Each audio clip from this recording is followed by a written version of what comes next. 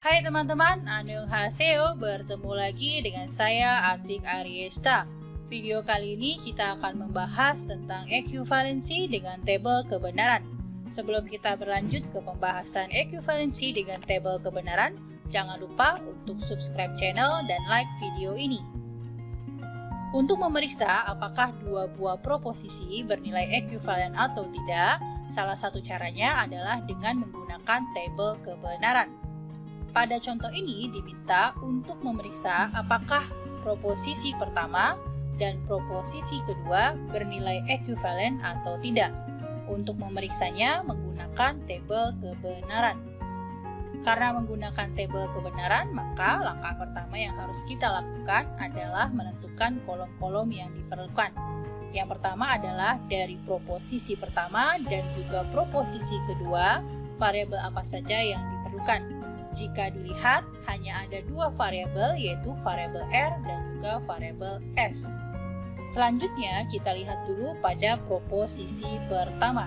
Pada proposisi pertama di sini ada R implikasi S, sesuai yang ada di dalam tanda kurung.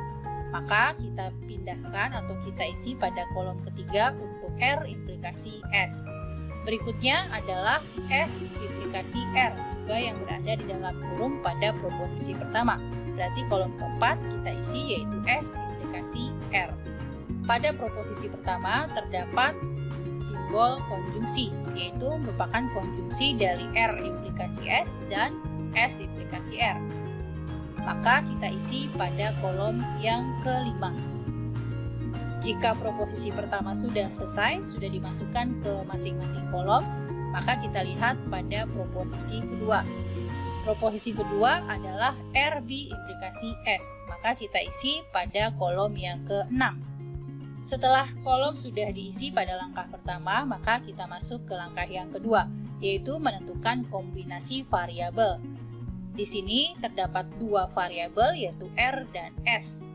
Berarti untuk menentukan kombinasinya, kita menggunakan rumus 2 pangkat N, di mana nilai N ini adalah jumlah variabel.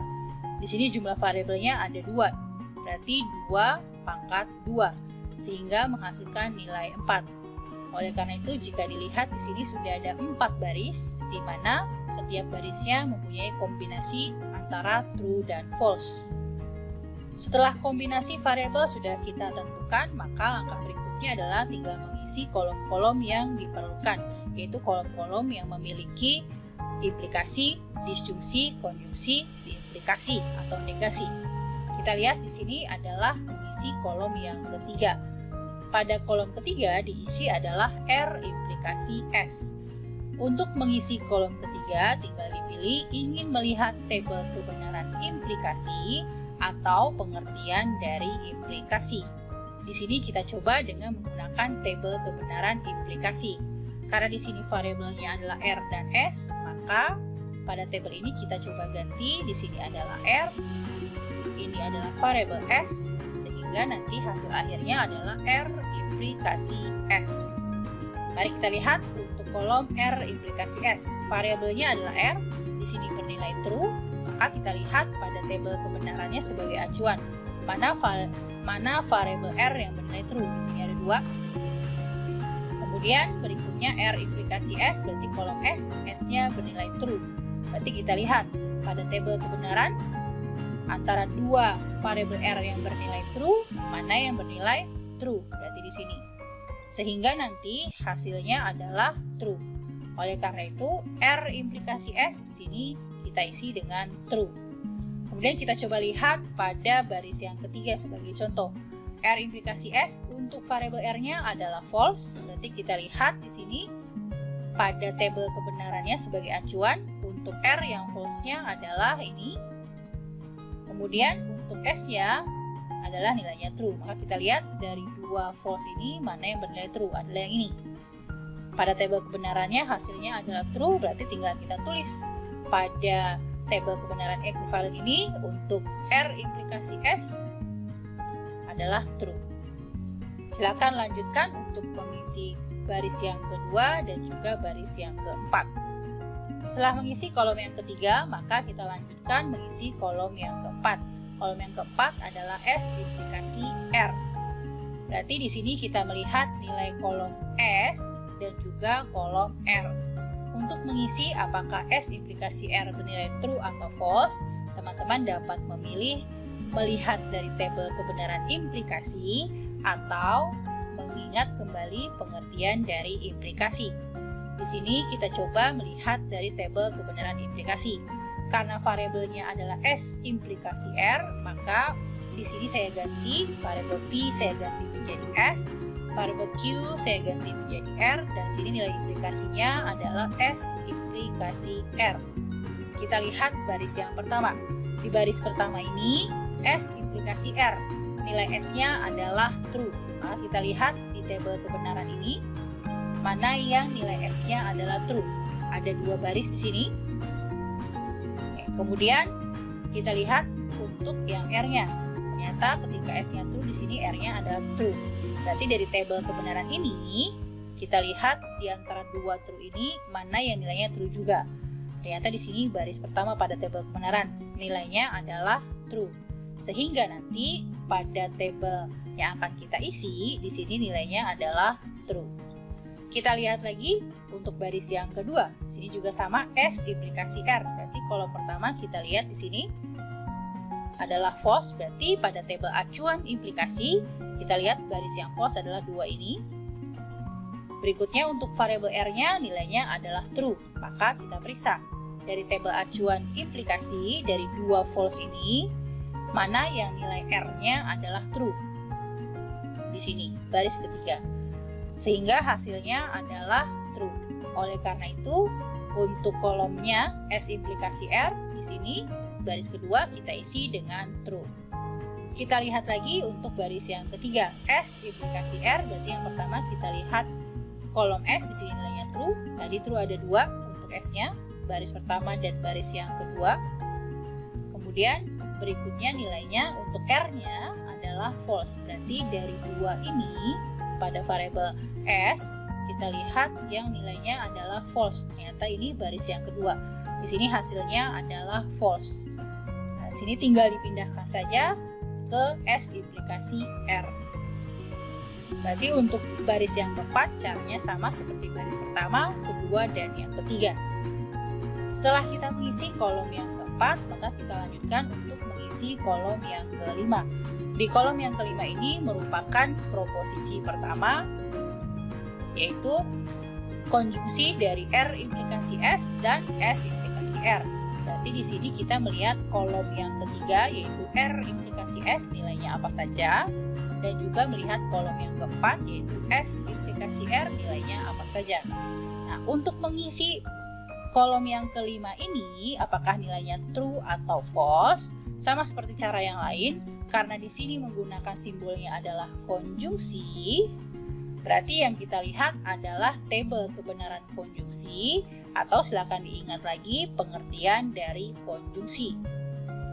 Kita coba melihat dari tabel kebenaran konjungsi.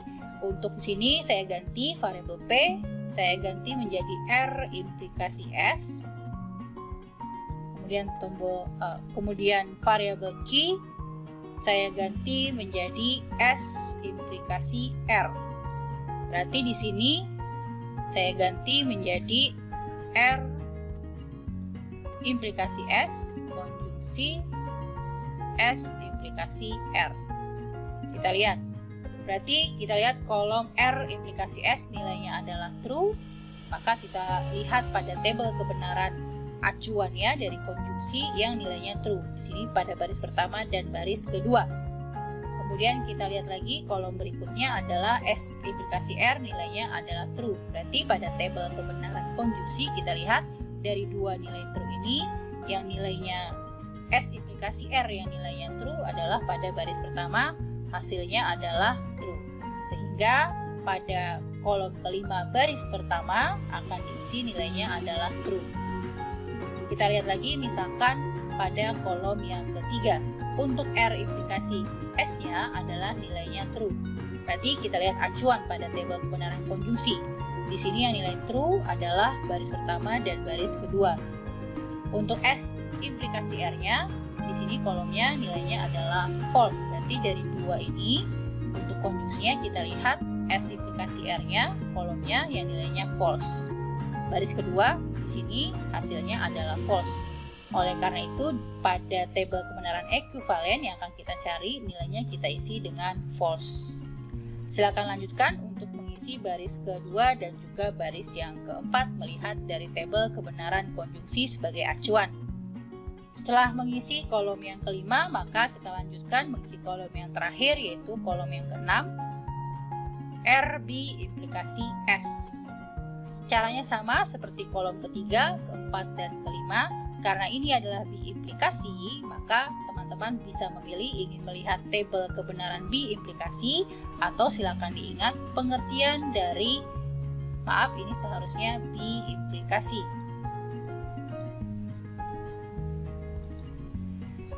Kita coba melihat acuan dari tabel B implikasi. Di sini variabelnya adalah R dan S, berarti untuk tabel acuannya kita coba ganti P, kita ganti R, Q kita ganti S, sehingga ini menghasilkan R B implikasi S. Kita lihat berarti pada tabel ekuivalennya R B implikasi S, kita lihat pada kolom R di sini nilainya true. Maka pada tabel acuannya kita lihat yang nilainya true. Di sini R ada dua, yaitu baris pertama dan baris kedua. Kemudian kita lihat pada kolom S di sini adalah true, berarti sama pada tabel acuannya mana dari dua nilai true pada kolom R yang nilainya adalah true agar sama seperti pada tabel ekuivalen. Di sini adalah baris pertama. Nilainya akhirnya B implikasinya adalah true, berarti tinggal dituliskan pada tabel ekuivalen ini. Berikutnya kita lihat misalkan pada baris yang ketiga. Pada baris yang ketiga untuk nilai R-nya adalah false. Berarti pada tabel acuan B implikasinya kita lihat yang nilai R-nya adalah false. Di sini ada dua, baris ketiga dan baris keempat. Kita lihat di sini S-nya pada tabel kebenaran ekuivalen di sini ada nilainya true untuk S-nya. Berarti pada tabel acuan B implikasi dari dua variabel false ini mana yang nilainya adalah true. Di sini adalah pada baris yang ketiga. Hasilnya di sini adalah false. Jadi untuk mengisi tabel kebenaran ekuivalen adalah false. Silakan lanjutkan untuk mengisi baris yang kedua dan juga baris yang keempat. Setelah mengisi semua kolom pada tabel kebenaran, berarti kita lanjutkan dengan memeriksa apakah proposisi pertama ekuivalen dengan proposisi kedua. Untuk proposisi pertama di tabel kebenaran ada pada kolom yang kelima, sedangkan untuk proposisi kedua di tabel kebenaran ada pada kolom yang keenam. Memeriksa apakah ekuivalen atau tidak, kita lihat baris per baris. Apakah hasilnya sama atau tidak? Pada baris pertama, kolom kelima bernilai true, kolom keenam juga sama bernilai true. Pada baris kedua, kolom kelima bernilai false, kolom keenam juga bernilai false. Pada baris ketiga, kolom kelima bernilai false, kolom keenam juga bernilai false. Pada baris terakhir yaitu baris keempat, kolom kelima bernilai true, kolom keenam juga bernilai true. Karena semuanya sama nilainya pada setiap baris, maka dapat dikatakan bahwa proposisi pertama adalah ekuivalen dari proposisi kedua. Sekian video kali ini tentang ekuivalensi dengan tabel kebenaran. Semoga teman-teman dapat mencari ekuivalensi dua buah proposisi dengan menggunakan tabel kebenaran. Sampai bertemu di video yang lainnya. Jangan lupa untuk subscribe channel dan like video ini.